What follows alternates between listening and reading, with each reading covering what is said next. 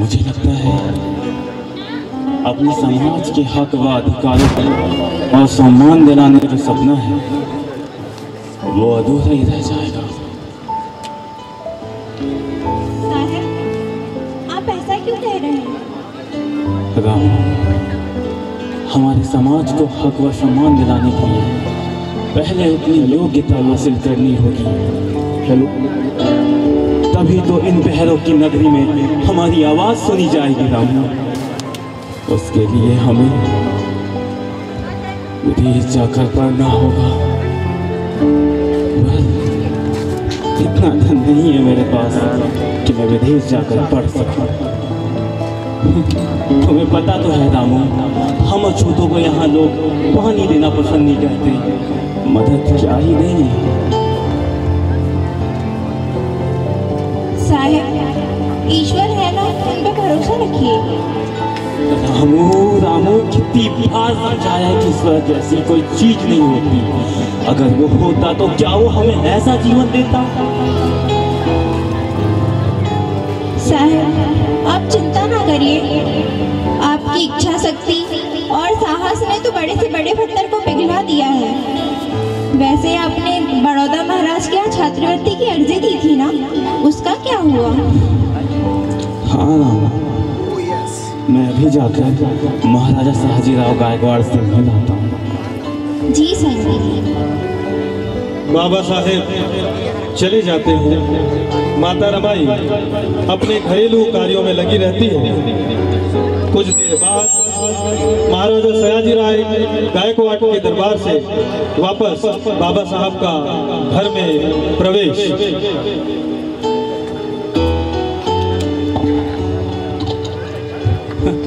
रामू, ओ रामू, कहाँ हो रामू? रामू, देखो रामू, रामू, महाराजा शहाजीराव गायकवाड़ जी ने मेरी छात्रवृत्ति की अर्जी स्वीकार कर ली। रामू, अब मैं अमेरिका जाकर कोलंबिया विश्वविद्यालय में पढ़ सकूंगा। लेकिन क्या साहब? साहब, मैंने आपसे कहा था ना कि आपके मजबूत इरादे हर मुश्किल को आसान कर देंगे। और वैसे भी ये तो खुशी का माहौल है, फिर आपके चेहरे पे निराशा कैसे?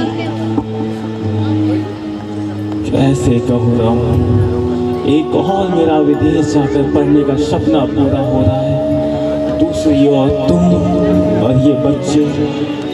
मैं तो जैसे तैसे अपना समय गुजार लूंगा, लेकिन तुम्हारा क्या और बच्चों का क्या? कैसे संभालोगी अकेले परिवार को और खुद को रामू? साहब, क्या आपको आपकी रामू पर भरोसा नहीं है? क्या सिर्फ यशवंत ही हमारा बच्चा है? साहब, हमारे समाज के उन तमाम बच्चों के बारे में भी तो हमें सोचना है जो आज नर्क जैसी जिंदगी जी रहे हैं। और आपको हमारे समाज के कल्याण के लिए विदेश जाना ही होगा। साहब, आप अपनी रामू पर भरोसा रखिए और खुशी खुशी अमेरिका जाइए। अमेरिका नहीं रामू, अमेरिका। सच रामू, अगर तुम जैसा जीवन साथी मुझे न मिला होता तो मैं क्या करता? हाँ हाँ ठीक है, अब बातें ना बनाइए और जाकर विदेश जाने की तैयारी कीजिए। मैं आपका सामान बांध कर लाती हूँ। रमाई सामान पैक करती है और बाबा साहब को विदा देती है। बाबा साहब रमाई से विदा लेते हैं विदेश की ओर।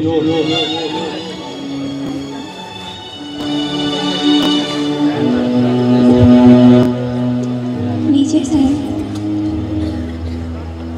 ठीक है रमा, तुम अपना ख्याल रखना। जी साहब।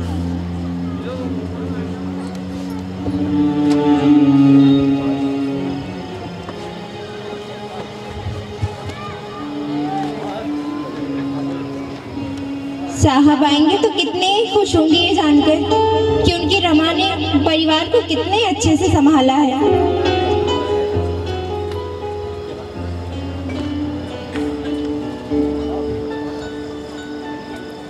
अरे यशवंत, तुझे तो पता ही है ना, तेरे बाबा विदेश गए हैं और मुझे घर चलाने के लिए काम पर जाना पड़ता है। अब तुझे ये अपने छोटे भाई गंगा का ख्याल रखना होगा, ठीक है ना? कुछ क्षणों के बाद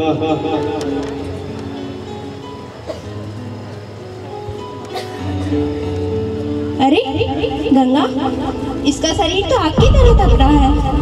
लगता है इसे वैद्य जी के पास ले जाना होगा।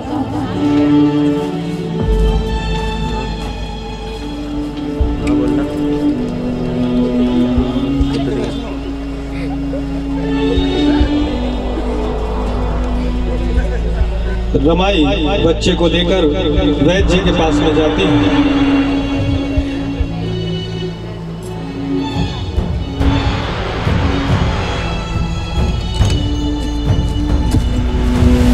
वैद्य जी, देखिए ना मेरे गंगा को क्या हो गया है। इसका शरीर आपकी तरह तप रहा है। देखता हूँ, यहाँ रख दे अपने बच्चे को।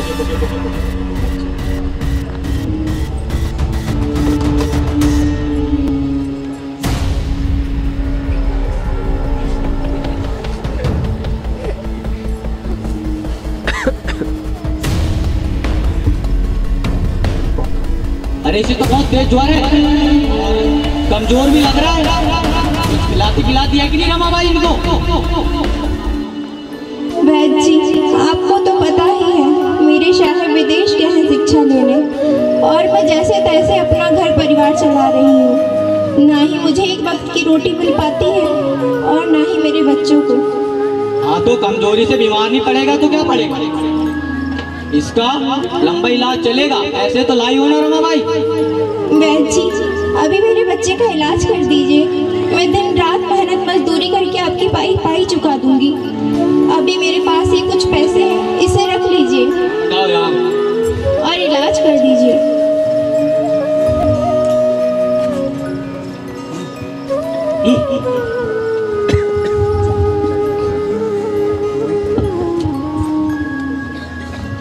ये थोड़ी औषधि दे रहा हूँ और इससे काम नहीं चलेगा, इसका और लंबा इलाज चलेगा और इसके लिए पैसे लगेंगे।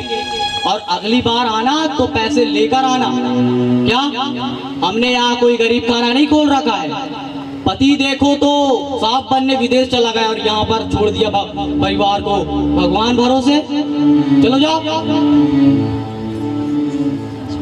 माता रमाई औषधि लेकर बच्चों के साथ घर आ जाती है। तभी पड़ोस की महिला हाल चाल लेने रमाई के पास आती है। रमा, ओ रमा। हाँ ताई। तू गंगा को लेकर वैद्य जी के पास गई थी ना? क्या कहा वैद्य जी ने? ताई, वैद्य जी कह रहे थे कि बहुत कमजोर हो गया है, कुछ खिलाती पिलाती नहीं और इसके इलाज के लिए बहुत सारे पैसे लगेंगे। ताई, मैं कहाँ से लाऊंगी इतने पैसे? ताई, मैं क्या करूँगी? ताई, संभालना तो तुम्हें ही है। तुम्हारे साहब जी तो विदेश में हैं, करना तो तुम्हें ही है। हाँ ताई, मैं दिन रात मेहनत मजदूरी करूँगी और कंडे के उपले बेचूंगी, अपने परिवार को चलाऊंगी और अपने बेटे गंगाधर का इलाज भी करवाऊंगी। आखिर मैंने अपने साहिब को वचन जो दिया है। हाँ रमा, अपना और गंगा का ध्यान रखना। मैं चलती हूँ। हाँ ताई। और इस तरह माता रमाई अपने बुरे दिनों में गोबर के उपले बेचकर मेहनत मजदूरी कर पैसा इकट्ठा करने लगी ताकि वो अपने बच्चे का इलाज करा सके। लेकिन फिर भी वह अपने बच्चे के इलाज का इंतजाम न कर सकी। एक दिन माता रमाई अपने घर पर थी, तभी एक सुबह दरवाजे पर पोस्टमैन की दस्तक।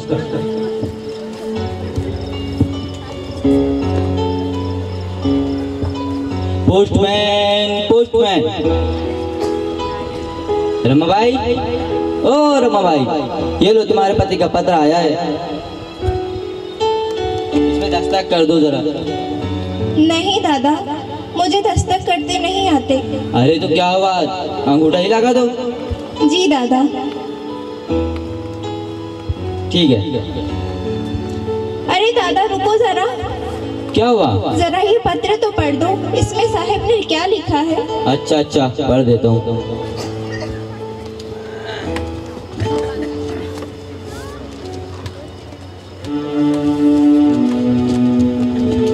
ध्यान से सुनना रमा भाई।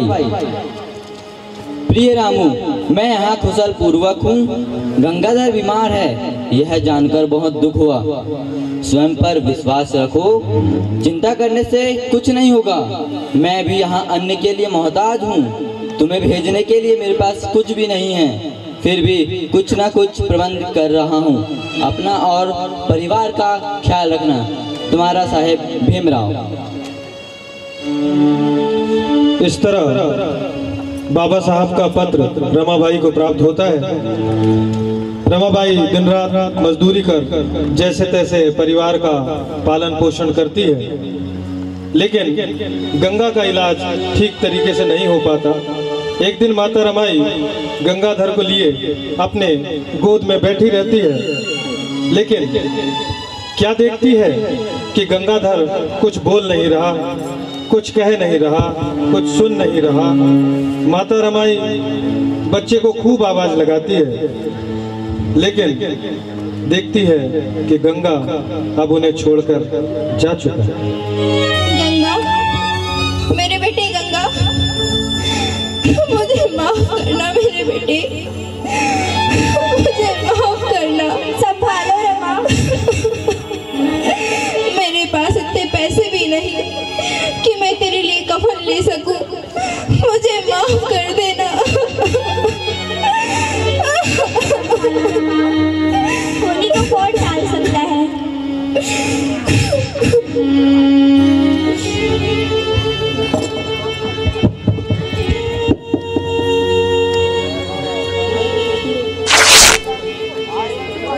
और इस तरह माता रमाई अपने आंचल से ही कपड़ा फाड़कर अपने बेटे के लिए कफन तैयार करती हैं और लोगों के सहयोग से बच्चे का अंतिम संस्कार कराती है।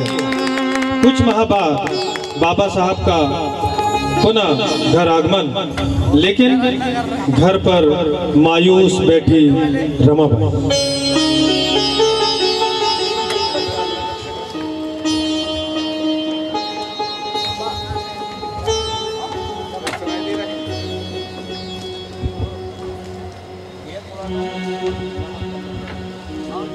रमा, ओ रमा, कहाँ हो रमा?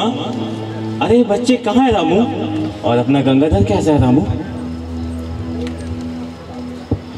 साहब, मुझे माफ कर दीजिए साहब, मैंने बहुत कोशिश की साहब, पर मैं गंगा को ना बचा सकी, ना बचा सकी।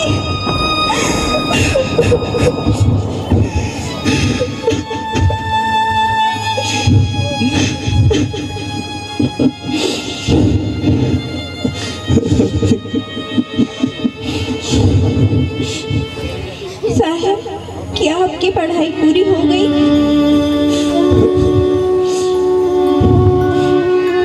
नहीं रामा, छात्रवृत्ति के पैसे खत्म हो गए। अभी लंदन में और आगे पढ़ना था, पर लगता है जैसे पैसे के अभाव में आगे की शिक्षा करना मुश्किल है।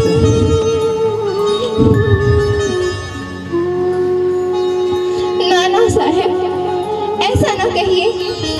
अगर आपकी शिक्षा पूरी ना हुई तो आपके उद्देश्यों का क्या होगा, हमारे समाज का क्या होगा, और जिस शिक्षा के लिए हमने अपने बच्चों को खोया, उनके बलिदानों का क्या होगा?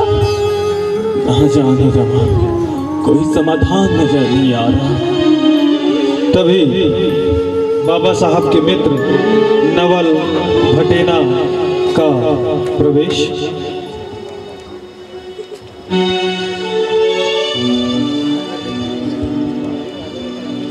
भीमराव, भीमराव।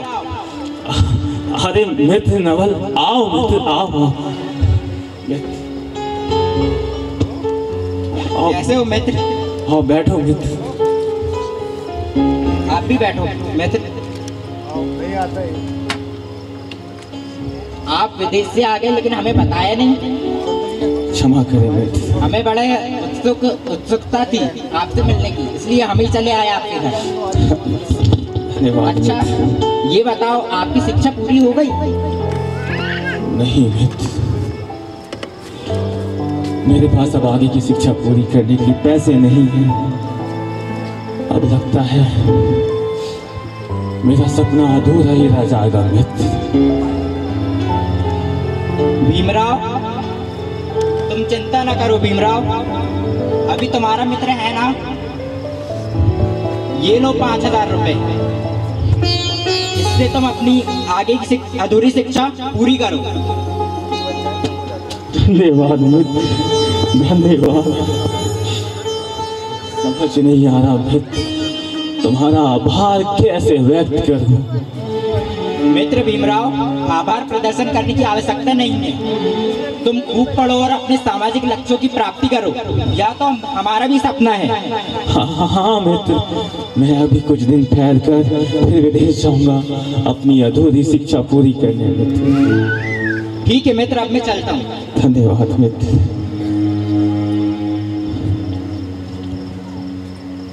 कुछ दिनों बाद बाबा साहब की विदेश जाने की तैयारी।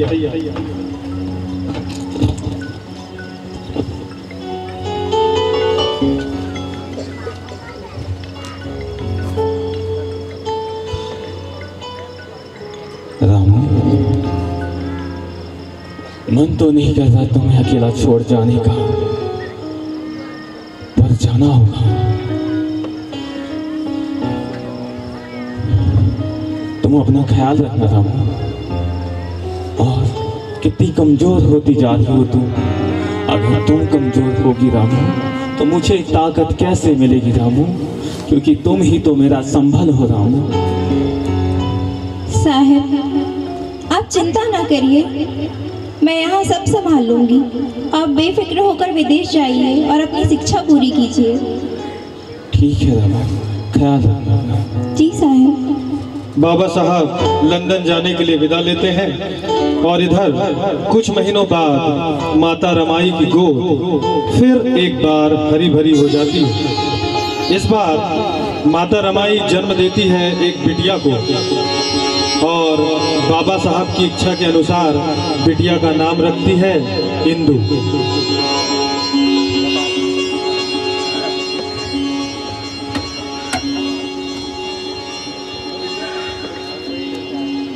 अरे वाह रमा, तेरे घर तो पहले पुत्री ने जन्म लिया है। वैसे क्या नाम रखा है इसका? ताई, इसका नाम मैंने इंदु रखा है। अरे वाह, बहुत अच्छा नाम है। तेरे साहब तो बहुत खुश होंगे। हाँ ताई। अच्छा, अपना और इंदु का ध्यान रखना, मैं चलती हूँ। हाँ ताई। दिन बीतते चले जाते हैं, लेकिन धन और उचित पोषण के अभाव में माता रमाई और बेटी इंदु दोनों ही कमजोर होते चले जाते हैं। फिर अचानक वो बुरा दिन। इंदु, ओ इंदु, इंदु, अरे ये कुछ बोलती क्यों नहीं? ताई, ओ ताई। हाँ रमा, क्या हुआ? देखो ना मेरी इंदु को क्या हो गया है ताई। लाओ। ये कुछ बोलती क्यों नहीं?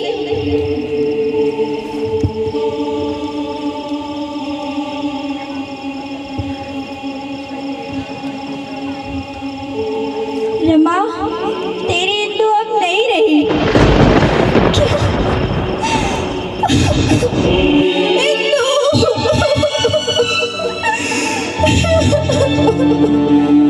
संभालो अपने आप को, संभालो। कैसे संभालूं ताई? इस तरह रमाई इंदु को भी खो देती है। पड़ोसियों के सहयोग से उसका अंतिम संस्कार होता है। कुछ दिन बाद बाबा साहब का पुनः घर आगमन और घर पर बैठी रमाई।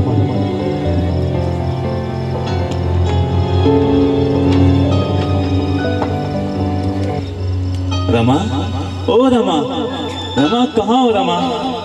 देखो रमा, तुम्हारे साहब ने आज इतनी पढ़ाई कर ली, पूरे भारत में तुम्हारे साहब जितना कोई पढ़ा लिखा नहीं है।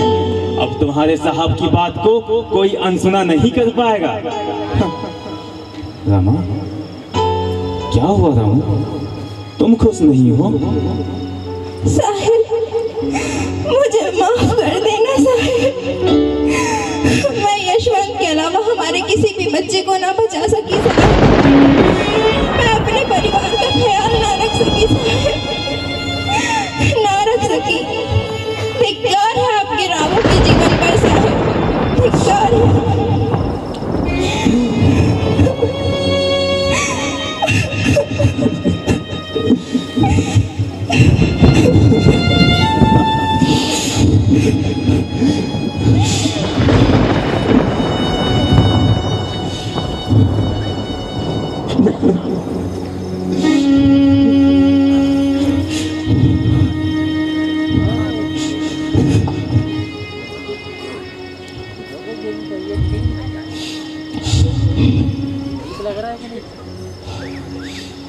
हमें अपना हृदय बड़ा करना होगा रामू। हमारे बच्चे तो बीमारी और पैसे ना होने के कारण मृत्यु के गार में समा गए, लेकिन हमारे समाज के ना जाने ऐसे कितने ही बच्चे इस क्रूर जातिवाद के शिकार बनते जाते हैं। तुम स्वयं को दोष मत दो रामू, नहीं चिंता करो तुम। आज से ये बहुजन पीड़ित समाज ही हमारा परिवार है। हमें तमाम इन बच्चों के उद्धार के बारे में कार्य करना होगा रामू।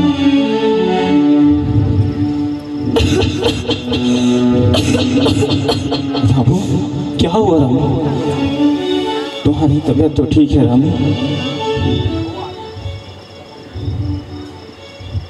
साहब, अब आप आ गए हैं ना?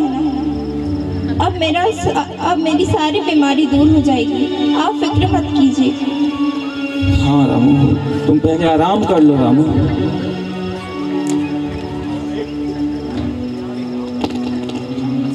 इस तरह आप देख रहे हैं कि माता रमाई उचित आहार न मिलने की वजह से बहुत ज़्यादा कमज़ोर हो गई है, लेकिन फिर भी वो इस कमज़ोर स्थिति में भी बाबा साहब का पूरा साथ दे रही हैं। माता रमाई चारपाई पर लेटी हुई है और बाबा साहब माता रमाई की सेवा करते हुए उनका सर दबाते हुए।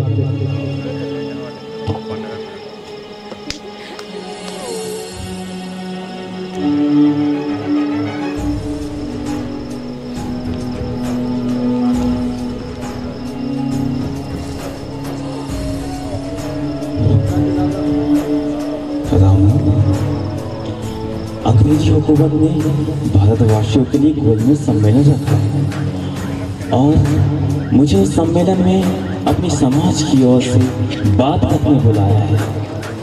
क्या मुझे वहाँ जाना चाहिए? साहब, मैं भगवान पर आपसे क्या ही कहूँगी, आप तो मुझसे बेहतर जानते हैं। आप वहाँ जाइए और अपने हित, समाज के हित की बात रखिए। मुझे पता है अंग्रेजी सरकार आपके सवालों का जवाब ना दे सकेगी और उसे आपकी बात माननी ही पड़ेगी। अच्छा, इतना भरोसा है अपने साहब पर? हाँ साहब, मुझे ही नहीं बल्कि हमारे पूरे समाज को आप पर भरोसा है और उनकी आशा भरी निगाहें आप पर ही टिकी हैं। ठीक है रामू, तुम आराम करो, मैं लंदन जाने की तैयारी करता हूँ। जी साहब। और इस तरह कमजोर स्वास्थ्य होते हुए भी माता रमाई अपने समाज की चिंता करते हुए बाबा साहब को गोलमेज सम्मेलन के लिए विदा करती हैं।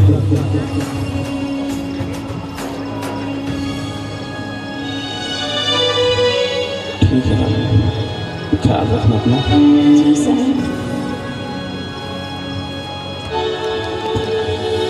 उधर गोलमेज सम्मेलन में बाबा साहब बहुत मजबूत तरीके से अपने पीड़ित वंचित समाज के हक की बात रखते हैं, जिसकी सूचना यहाँ भारत में लोगों को मिलती है। और इसके पश्चात वे आपस में चर्चा करते हुए,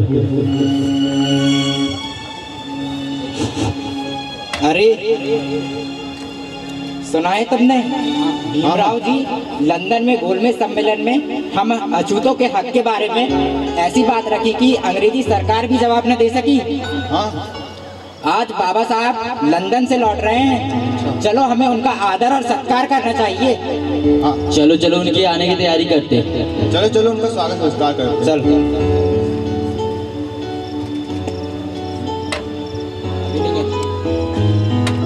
सुना है साहेब ने अंग्रेजों की बोलती बंद कर दी। आज साहेब आ रहे हैं, सब लोग कितना खुश हैं। और जब साहेब आएंगे तो लोग उनका स्वागत करेंगे, सत्कार करेंगे, फूल मालाएं पहनाएंगे। आह, कितना सुंदर होगा वो दृश्य। आज मैं भी जाऊंगी अपने बाबा साहब को देखने।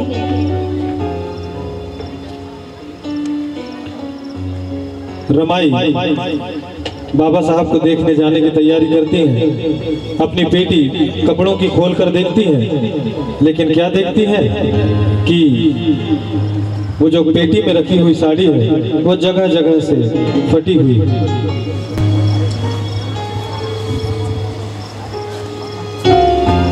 अरे, मैं ऐसी साड़ी पहन के अगर वहां जाऊंगी तो सब लोग क्या सोचेंगे? मेरे साहब का तो मान ही घट जाएगा। नहीं नहीं, मैं वहां नहीं जाऊंगी। मैं पीछे छिपकर ही अपने साहब को देखूंगी। इस तरह माता रमाई अपने साहब के सम्मान की चिंता करते हुए ये तय करती हैं कि वे सामने नहीं जाएंगी। बाबा साहब का इधर भारत आगमन होता है और लोग उनका जोरदार स्वागत करते हैं। बाबा साहब अम्बेडकर की जय के नारे लगाते हैं।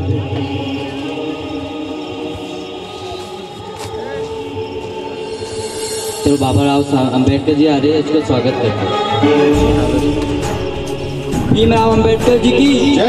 भीमराव अम्बेडकर जी की जय। आइए साथी भैया, जोरदार तालियों से स्वागत करें बाबा साहब का, जो कि गोलमेज सम्मेलन से आए।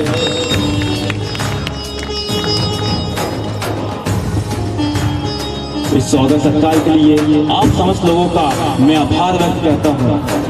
ये तो बस अभी शुरुआत है, इसलिए हमें अपनी लड़ाई निरंतर रखनी होगी। इसलिए जरूरी है आप शिक्षित बने, संगठित रहें और अपने हक व अधिकारों के लिए संघर्ष करते रहें।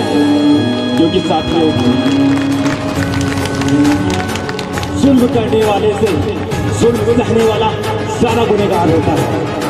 इसलिए जरूरी है कि शिक्षा को महत्व दें, क्योंकि शिक्षा ही उस श्रेणी का दूध है जो इसको पिएगा वो दहाड़ेगा। भीमराव अम्बेडकर जी की। रामू यहाँ? अरे रामू, तुम यहाँ? ये क्या रामू, तुम्हारे पास तो एक अच्छी साड़ी भी नहीं है। मुझे माफ कर दो रामू, ये अभागा पति तुम्हें एक अच्छी साड़ी भी ना दिला सका। नाना साहब, ऐसा ना कहिए कि आप रामू को कुछ ना दिला सके। क्या मैं आपसे आज कुछ मांगूंगी तो क्या आप मुझे वो दोगे? हाँ रामू, वैसे भी तुमने आज तक मांगा ही क्या है? मांगो रामू, मांगो। साहब, मैं आपसे मांगना चाहती हूँ कि आपकी रमा एक अच्छी साड़ी पहने या ना पहने, मगर मेरे साहब जी ऐसा कुछ करके चले जाना कि मेरे देश की हर स्त्री, हर रमा एक सुंदर साड़ी पहने। मेरे साहब जी ऐसा कुछ करके चले जाना। वाह रमा वाह, पहली बार मांगा और क्या मांगा? सारी महिलाओं के लिए हक व सम्मान मांगा, अपने लिए कुछ ना मांगा। तुम धन्य हो रमा, तुम धन्य हो। मैं तुम्हारी यह इच्छा अवश्य पूरी करूँगा रमा, अवश्य पूरी करूँगा। रमा, लगता है तुम अपनी सेहत का ख्याल नहीं रख रही हो। चलो रमा, घर चल के तुम आराम करो। बाबा रमाई को लेकर के घर जाते हैं। रमाई को चारपाई पर लेटने के लिए कहते हैं और पुनः समाज की सेवा करते हुए वो माता रमाई की सेवा में भी हाजिर है।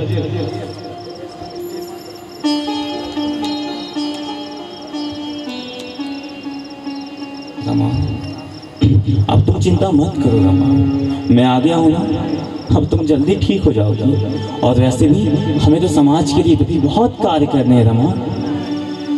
रमा, तुम सुन रही हो ना?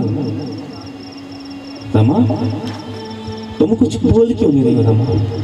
रमा, रमा,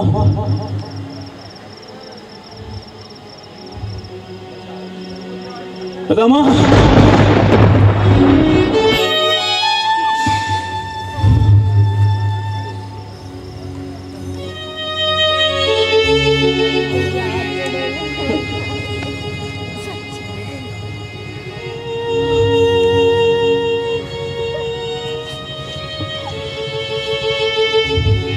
कौड़ियों का फायदा ना होते भी जिसने इस बहिष्कृत भारत अखबार में 24 कालम लिखकर जन जागृति का कार्य किया, जिसे करते समय अपने स्वास्थ्य, सुख, चैन और आराम की चिंता न करी, अपनी आंखों की बाती बनाया। इतना ही नहीं, मेरे विदेश पर रहने पर भी जिसने रात दिन गृहस्थी का भार अकेले ही संभाला, मेरे विदेश से आने पर भी इस गरीबी में जिसने गोबर के रोपले बेचने के लिए जरा भी आगे पीछे नहीं देखा और अपने स्वयं के सुख से बढ़कर औरों के दुख के विषय में सोचा, ऐसी करुणामयी ममतामयी पूज्य पत्नी को मैं जरा भी सुख न दे सकता, जरा भी दे सकता। इस मामूली भीमा को डॉक्टर अम्बेडकर बनाने का श्रेय रमा तुम हो जाता है। रमा, मुझे माफ कर दो रमा, मुझे माफ कर दो रमा, मुझे माफ कर दो।